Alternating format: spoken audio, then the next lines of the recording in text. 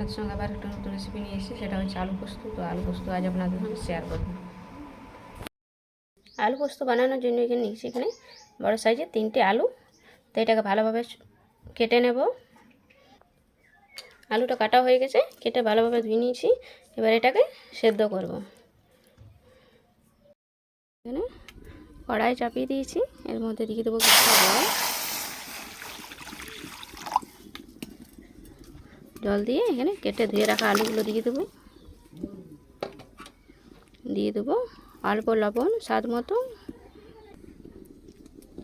এবার এটা ঢাকা দিয়ে আমি 10 মিনিট সিদ্ধ করে নেব। দেখুন 10 মিনিট পরে দেখি আলুটা সিদ্ধ হয়ে গেছে। এই দেখুন আলুটা সিদ্ধ হয়ে গেছে। এবার আলুটাকে নামিয়ে নেব।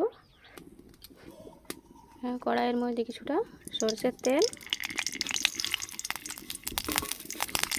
শুকনো লঙ্কা আর 5 ফোড়ন দিয়েছি।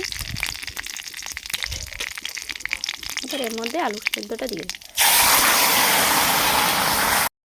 ফুটে গেছে। এবার এর মধ্যে দিয়ে দেবো পোস্তটা আমি আগেই বেটে রেখেছিলাম।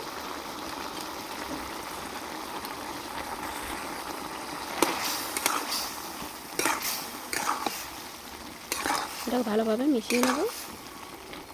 মেশানো হয়ে গেছে, এবার এটাকে নামিয়ে নেব।